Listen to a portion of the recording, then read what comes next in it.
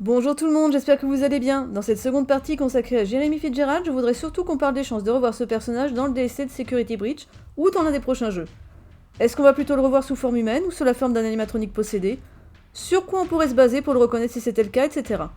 J'espère que vous aurez aussi des idées de votre côté et que vous voudrez bien les partager avec moi en commentaire parce qu'il y a clairement un côté brainstorming cette fois-ci. Je pars sur un format vraiment différent pour cette vidéo.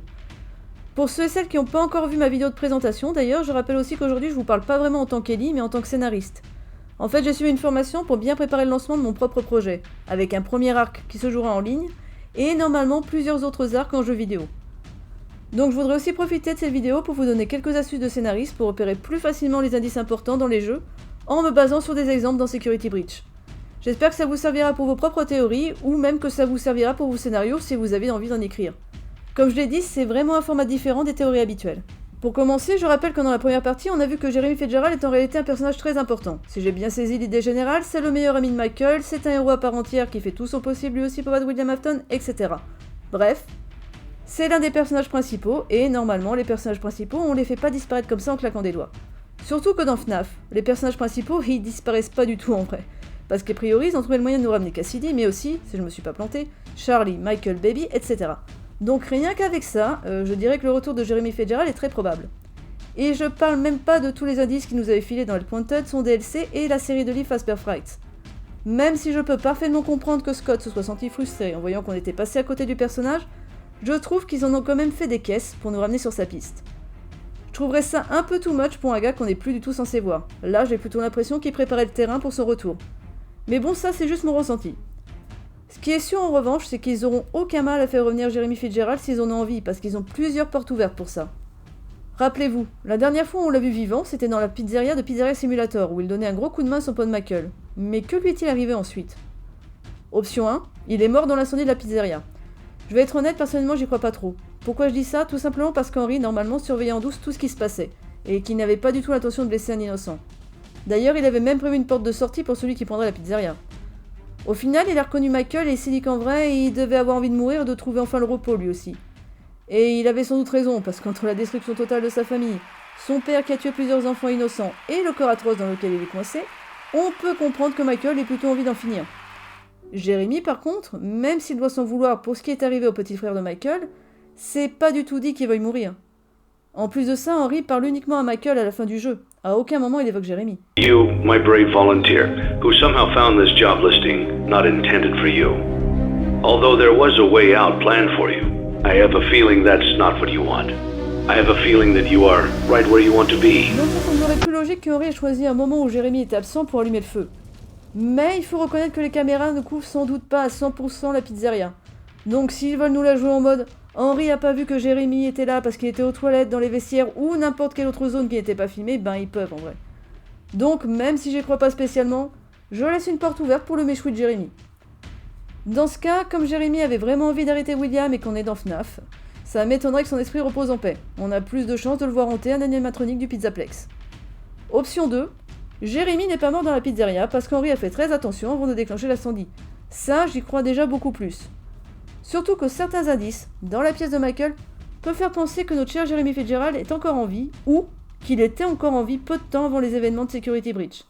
Là, c'est le moment où je m'invite chez vous pour vous expliquer un peu comment fonctionne le cerveau torturé des scénaristes et des concepteurs d'énigmes, en vous donnant quelques astuces.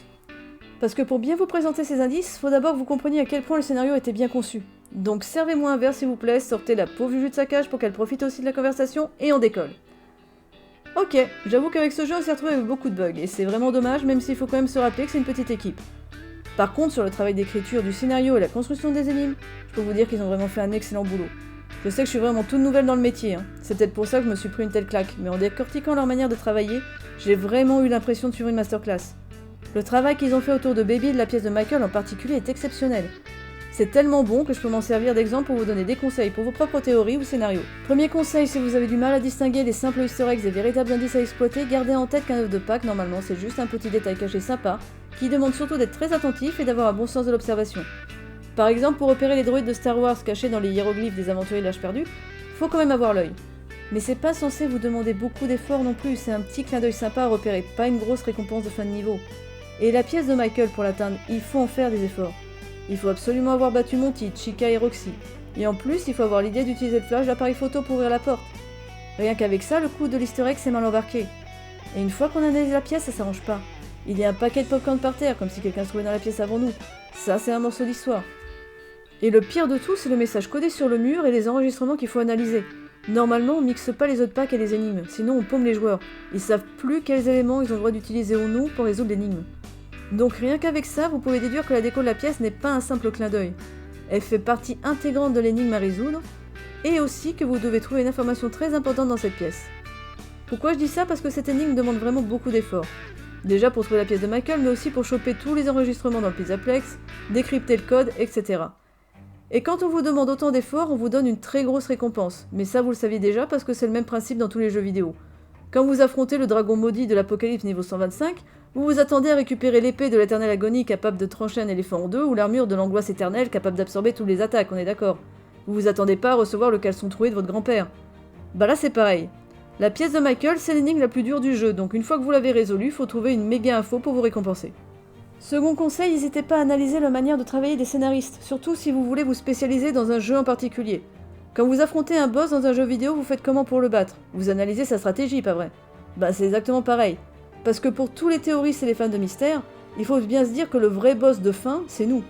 C'est contre nos énigmes que vous vous battez, contre notre façon de penser. En nous comprenant mieux, vous repérez beaucoup plus facilement les indices importants à utiliser. Exemple concret, dans de nombreux jeux, on retrouve le principe des cassettes, des CD ou même des pages de journal intime planquées un peu partout, qu'il faut collecter pour réunir des indices sur l'histoire. Certains concepteurs d'énigmes se contentent de les cacher sans jamais expliquer pourquoi tous ces trucs sont planqués dans tous les coins en fait. Parce que des fois on se demande bien pourquoi le héros de l'histoire a laissé traîner la première page de son journal dans le jardin, l'autre dans le frigo et la troisième au grenier. Mais il y en a aussi qui se creusent la tête au maximum, parce qu'ils veulent pas casser votre immersion et votre plaisir de jouer. C'est souvent ces petits détails qu'on reconnaît les vrais passionnés, les vrais perfectionnistes. Et on a du bol, parce qu'on a justement quelqu'un de ce niveau chez Steel Wool. Rappelez-vous, dans Hellpointer, les cassettes n'ont pas été planquées dans tous les coins sans explication. On sait qu'elles ont été cachées par Tape Girl pour une excellente raison. Et il y a eu un vrai effort pour intégrer toutes ces cassettes de manière crédible à l'histoire. Même la présence de la pièce dans laquelle on peut écouter les enregistrements a été expliquée. Hello? Can you hear me? Don't exit this room, okay? This isn't a mistake. This room isn't a mistake. I had to hide these logs away from the core gameplay files, in a place that only a beta tester would look. Et comme ça a été fait dans le Wanted, vous pouvez vous attendre à ce qu'il y ait une vraie explication in-game derrière tous les CD cachés dans le Pizzaplex.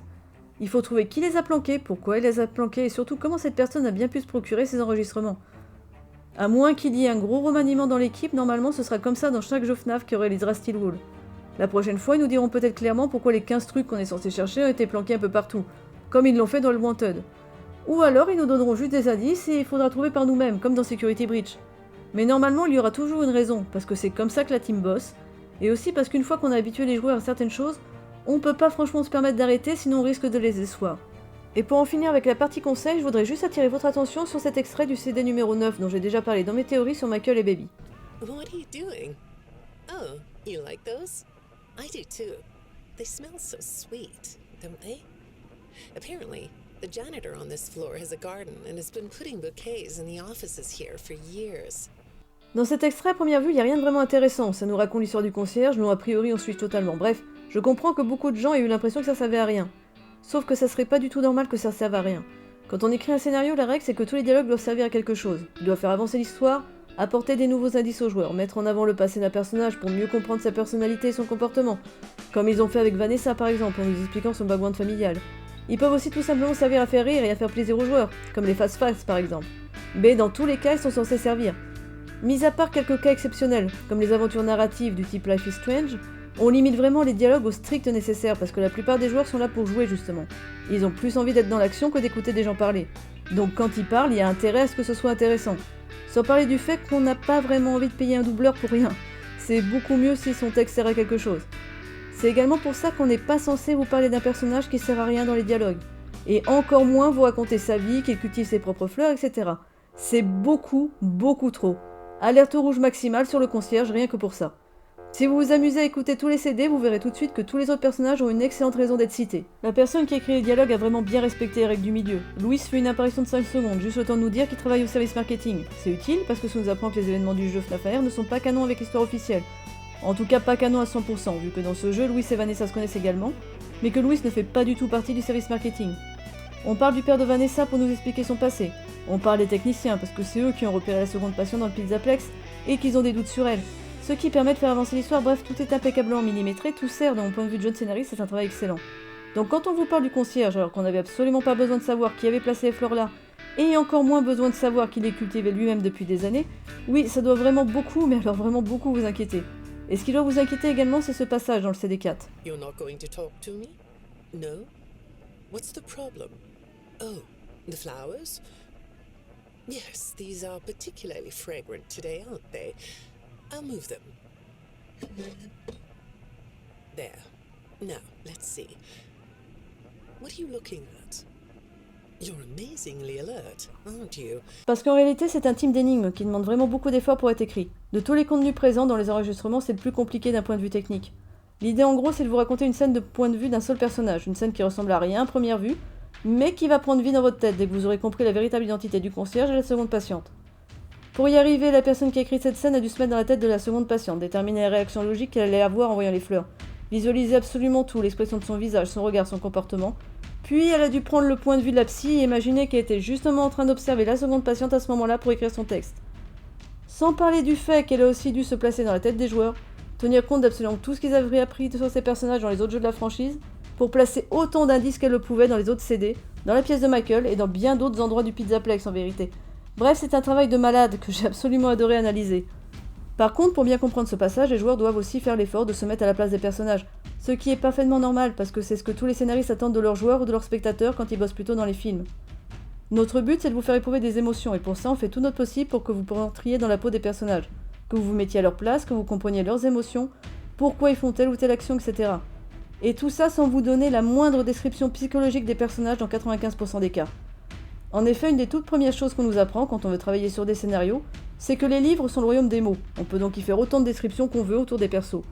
Par contre, les films, les séries TV, les jeux vidéo sont les royaumes du son et de l'image. Ça signifie qu'on doit toujours essayer de vous montrer les choses plutôt que de vous dire les choses. Si un personnage est courageux, on ne doit pas vous dire qu'il est courageux. On doit vous montrer qu'il est courageux, en le faisant sauver quelqu'un dans un immeuble en flammes par exemple. Et en voyant cette action, normalement, vous vous dites tout seul « Waouh, qu'est-ce qu'il est courageux !» Là, j'ai pris un exemple simple, mais en vrai, on peut vous faire passer des informations beaucoup plus complexes. Par exemple, pour un exo, on m'a demandé d'écrire le scénario d'un court-métrage avec pour consigne de faire comprendre aux spectateurs que le personnage principal était quelqu'un de très gentil, qui avait tendance à trop se laisser se marcher sur les pieds, mais qui pouvait devenir très courageux dès qu'il s'agissait de protéger quelqu'un qu'il aime.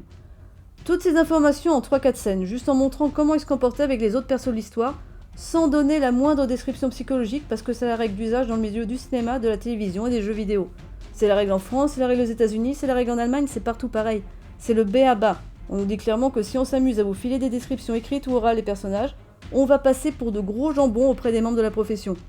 Pour vous dire jusqu'à quel point ça va, on va même éviter de vous dire que deux personnes sont mariées ensemble. On va plutôt faire un plan sur leurs photos de mariage par exemple. L'image, toujours l'image, les actions, les regards, les sourires, on peut utiliser tout ce qu'on veut pour vous faire entrer dans la tête des persos, mais surtout pas les descriptions, sauf lorsqu'on n'a vraiment aucune autre manière de vous filer l'info. Là, ok, c'est permis. Par contre, faut vraiment qu'on se débrouille pour le faire de manière crédible. Le coup le plus classique, c'est d'utiliser un psy, parce que c'est normal qu'un psy parle du caractère et des émotions de la personne qu'il traite. Ici, par exemple, ils en ont profité pour faire dire à la psy que la seconde patiente était manipulatrice, et qu'elle était du genre solitaire. C'est des choses qu'ils pouvaient difficilement nous montrer vu le contexte, donc ça passe, y a pas de souci, surtout qu'ils en ont pas abusé. Ils nous ont laissé déduire beaucoup d'autres choses sur elle, comme son côté violent. J'insiste un peu là-dessus parce que j'ai vu que pas mal de théoristes talentueux, en croyant certainement bien faire, n'osent pas se lancer dans l'interprétation des actions et des émotions des personnages sans avoir leur description psychologique. Sans doute par peur d'aller trop loin et laisser leur imagination s'emballer, et c'est tout à leur honneur de se fixer quelques limites. Mais gare à pas tomber dans l'excès inverse, parce que ce genre de règle va complètement à l'encontre de ce qu'on nous apprend à faire. Ça revient à jeter une très grosse partie de notre travail à la poubelle déjà, et c'est pas top, même si je me rends compte qu'ils le font pas exprès. Et ça les prive de toute leur chance de résoudre les énigmes basées sur la compréhension et la psychologie des personnages. Parce qu'avec ce genre de raisonnement, par exemple la scène du CD4, elle serait jamais résolue en fait. C'est dommage, parce que c'est un passage extrêmement important pour l'histoire, et qu'elle a demandé un boulot dingue à écrire. Dans l'absolu, vous avez le droit d'utiliser tout ce qu'on vous donne, la moindre larme, le moindre sourire pour comprendre la psychologie des personnages. Vous pouvez aussi utiliser des éléments de leur passé pour comprendre leurs actions et leur personnalité. Par exemple, si vous savez qu'un perso a vu sa mère se faire tuer sous ses yeux quand il était enfant, vous avez le droit de penser que ça a dû le traumatiser tout simplement parce que ça traumatiserait n'importe quel enfant normal. Si jamais vous le voyez en train de tuer l'assassin de sa mère, vous vous doutez bien que c'est par vengeance, on n'a même pas besoin de vous le dire. Enfin, vous faites comme vous voulez, mais je le répète, le vrai boss du jeu, c'est la personne qui conçoit le scénario et les énigmes. Si vous voulez vous donner le maximum de chances de comprendre l'histoire qu'elle vous raconte, je pense que c'est mieux de jouer selon ses propres règles. Et si jamais vous avez un doute sur la manière d'interpréter un passage, vous pouvez toujours essayer de vous rappeler si vous n'avez pas vu ce genre de scène dans un film ou un autre jeu vidéo. Il y a beaucoup de scènes qui reviennent sans arrêt en vrai. Bref, ces règles d'écriture, vous les connaissiez pas forcément, mais maintenant vous savez, alors normalement vous ferez plus choper. Je vous prends pas en traître, la technique que je vous ai présentée avec le CD4, j'ai l'intention de l'utiliser également. Dans le premier arc du Pelm si j'y arrive, ou dans l'un des jeux suivants. C'était pas prévu, mais là j'admire tellement comment ils l'ont utilisé dans Security Breach que je veux savoir si je suis capable de faire aussi bien en fait. Pour ceux qui me connaissent pas, je redonne juste les grandes lignes de mon interprétation de la pièce de Michael. À mon avis, Michael s'est échappé des ruines de la pizzeria de FNAF 6 en empruntant le passage prévu par Henry. Il s'est ensuite fait engager comme concierge chez Fazbear Entertainment afin d'être au courant s'il se passait à nouveau quelque chose de louche. Poste qu'il a réussi à conserver pendant des années vu qu'il a enfin trouvé une astuce pour cacher son odeur. L'extrait du CD4, ça nous montre que Michael s'est douté d'un truc et qu'il est venu chercher des indices dans la pièce où ont lieu les séances de psy. Il a laissé son petit bouquet de fleurs dans la pièce, ce qui met tout de suite la seconde patiente en état d'alarme maximale. Tout simplement parce que Baby, qui a pris une apparence beaucoup plus humaine que d'habitude, n'a pas du tout apprécié de voir que son grand frère était venu dans cette pièce. Ça nous permet aussi de savoir comment Michael s'est procuré les enregistrements qu'il a planqués dans le Pizzaplex. Le message codé en gros, pour moi, ça indique comment Gregory a été programmé par Michael. L'idée c'est que Michael avait prévu de posséder Gregory, mais comme il sait très bien qu'on perd la mémoire quand on possède un robot, il l'a programmé pour qu'il continue d'affronter son père. La déco de la pièce, c'était quand même pour se donner une petite chance de retrouver la mémoire. Malheureusement, il n'a pas eu le temps de finir son plan, vu qu'il s'est fait repérer par l'ennemi pendant sa petite pause TV popcorn. Il s'est levé d'un bond en renversant son popcorn et il s'est sauvé Fissa, d'où la télé et la lampe toujours allumée. Apparemment, il a quand même réussi à posséder Gregory, ce qui explique par exemple pourquoi il est capable de conduire une voiture et d'utiliser une batterie comme un grand. Vous avez tout à fait le droit de pas valider cette interprétation, parce qu'au fond, ma formation de scénariste, ça m'aide surtout à repérer les indices importants. Après, ça s'appuie juste sur des déductions logiques et les connaissances du jeu. Mais je vous ai prévenu que le concierge est important normalement et que le passage dans le CD4, c'est une énigme qu'il faut résoudre. Donc je vous déconseille de fermer les yeux dessus. Essayez plutôt de les utiliser dans vos propres théories. En attendant, pour Jérémy, ce qui m'intéresse vraiment, c'est le moment où Michael mangeait tranquillement son popcorn devant la télévision. Avec un autre paquet de popcorn juste à côté. La première fois que j'ai vu cette scène, je me suis dit tiens, c'est bizarre, on dirait que Michael attendait un pote pour faire une petite pause détente. Parce que c'est ça la lecture la plus simple de la scène. 2 paquets de popcorn, 2 personnes qui étaient censées les manger ensemble. C'est un truc qu'on utilise souvent, surtout dans les séries policières. L'enquêteur arrive sur les lieux du crime, il voit qu'il y avait 2 verres de vin ou 2 coupes de glace et il dit « Ah ah, ils étaient 2 !» Ou alors la victime devait attendre quelqu'un. Enfin vous voyez, c'est vraiment classique de chez classique. Du coup en vrai c'est la toute première fois que je me suis dit que Michael avait peut-être un complice en fait. Surtout que c'était beaucoup plus facile de mettre tout ça en place à 2. Sauf qu'à l'époque je voyais pas du tout qui ça pouvait être, donc je me suis dit que je devais me planter et j'ai jeté mon idée à la poubelle. À la place je suis partie sur la seconde option la plus logique. Comme Michael se faisait tout un trip avec son salon pour essayer de réveiller la mémoire de Gregory, je me suis dit qu'il avait poussé le sens du détail jusqu'à prévoir un paquet de popcorn pour lui. Histoire qu'il se rappelle encore mieux qu'avant sa transformation en robot, il adorait manger du popcorn devant la télévision. Et c'est peut-être ça en vrai, mais il faut reconnaître que la lecture la plus simple est généralement la meilleure. Surtout face à une scène aussi classique. Bah du coup maintenant j'ai vraiment un gros doute, parce que si Jérémy n'est pas mort dans l'incendie de Pizzeria Simulator, et qu'il est toujours en vie à cette époque, y a rien d'étonnant à ce que son pote Michael lui demande encore une fois un coup de main, vu qu'ils s'entraident depuis le tout début en fait. C'est sûr maintenant ils sont plus âgés tous les deux, mais justement, raison de plus pour s'entraider, c'est pas le moment d'aller cavaler tout ça dans les couloirs.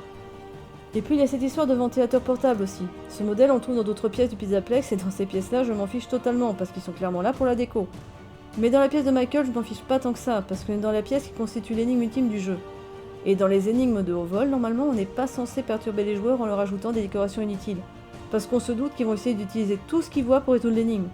Enfin il y a des ratages en vrai. Par exemple dans la chasse au trésor les 12 énigmes de Dalmas, l'auteur avait fait de très belles énigmes mais malheureusement elles étaient blindées d'éléments décoratifs sans le moindre intérêt. Tellement blindé que personne s'en tirait en fait, il n'y avait pas moyen de savoir ce qu'on pouvait utiliser ou non pour résoudre les énigmes. Si bien qu'il était obligé d'en publier une autre version, sur laquelle il avait clairement indiqué les éléments purement décoratifs qu'il ne fallait surtout pas prendre en compte. Bref, tout ça pour vous dire que c'est vraiment dangereux de rajouter des éléments purement décoratifs dans une énigme de gros calibre. C'est bizarre comme erreur, surtout que cette pièce est vraiment très bien conçue. Ils ont été jusqu'à nous trafiquer la porte d'entrée, je vous rappelle, même les posters n'ont pas été choisis au hasard. Ils nous ont mis l'affiche du Phaser Blast et du Roxy Raceway pour attirer notre attention sur des attractions en particulier. Pourquoi ? Parce que c'est là qu'on trouve la planque de vanille et celle de Burn Trap, nécessaire pour débloquer les fins spéciales. Bref, ce ventilateur dans cette pièce, ça m'embête un peu. Si on partait dans l'idée qu'il est pas seulement là pour faire joli, mais pour servir à quelque chose, il servirait à quoi en vrai ?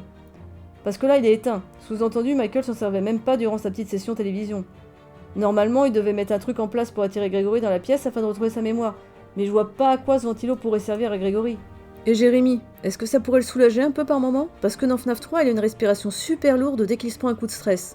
Et là, on peut pas accuser du tout le masque de Freddy comme dans FNAF 2. C'est comme s'il avait de grosses crises d'angoisse et qu'il manquait d'air.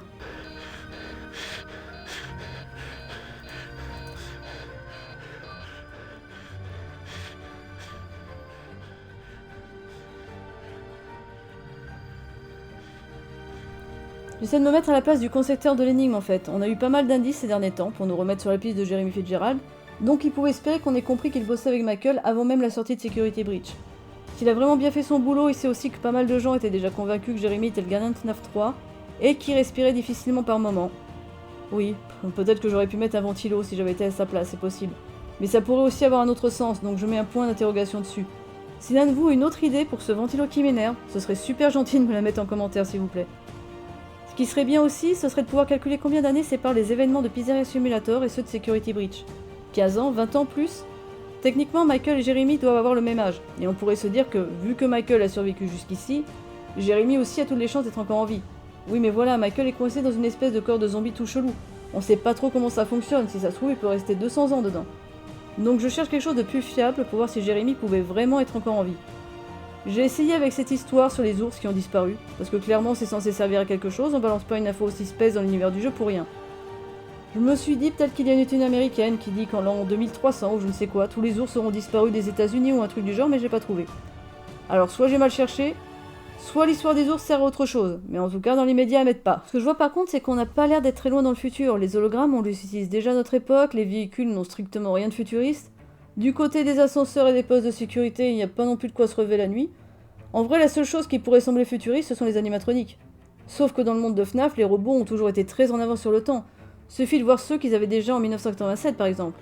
Et je parle même pas de ceux de Sister Location. Bref, j'ai pas l'impression qu'il y ait tant d'écart que ça en réalité entre Pizzeria Simulator et Security Breach. Mais il faudrait trouver une méthode fiable pour calculer, donc si quelqu'un a une idée, s'il vous plaît. En attendant, si Michael attendait vraiment Jeremy pour se faire une petite pause popcorn entre potes, on peut se demander ce qui est arrivé à Jeremy en fait. Est-ce qu'il est toujours en vie? Dans ce cas, il serait encore sous forme humaine et il pourrait aider Gregory et Michael dans les autres jeux.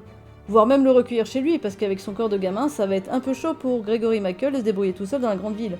Rien que pour louer un appart, ça sera compliqué. Ou autre option, Jeremy a pu se faire défoncer dans le Pizzaplex. Du coup, on retournerait à la cage, Jeremy va probablement posséder un animatronique. Mais alors lequel?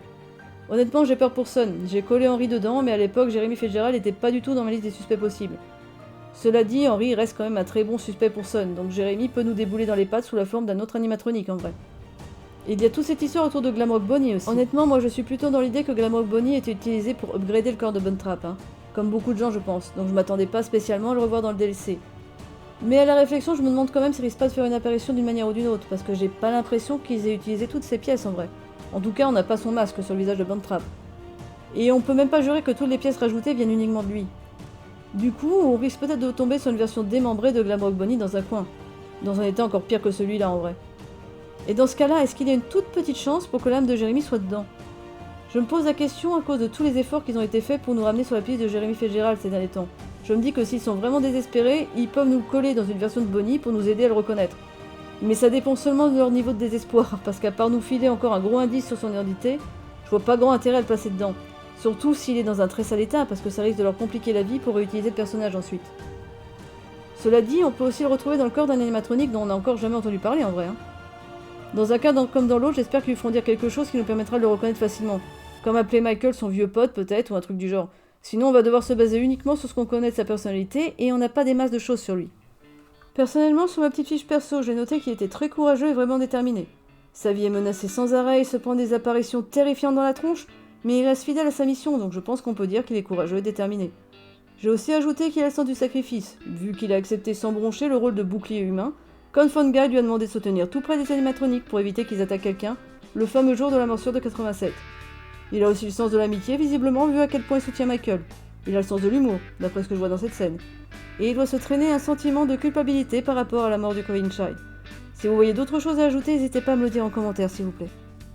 Après, il reste aussi la possibilité qu'il revienne sous forme humaine. Hein. Si on a de la chance de le voir, on sait qu'il a la pommade et qu'il a peut-être une cicatrice sur le front. Ça fait quand même 2 bons indices pour l'identifier. Par contre, si on se retrouvait encore à l'incarner dans un jeu à la première personne, ça va pas nous servir à grand chose. D'ailleurs, je me demande si à la base, le fameux projet Into Madness n'était pas lié à lui en fait. Malheureusement, je crois que le projet est suspendu après ce qui s'est passé avec Scott. Mais peut-être qu'il refiera le bébé à quelqu'un d'autre, hein, qui sait. À part ça, j'ajouterais juste qu'il faudra éventuellement se méfier si on entend quelqu'un respirer avec difficulté, ou éventuellement, si on entend quelqu'un parler avec l'accent irlandais.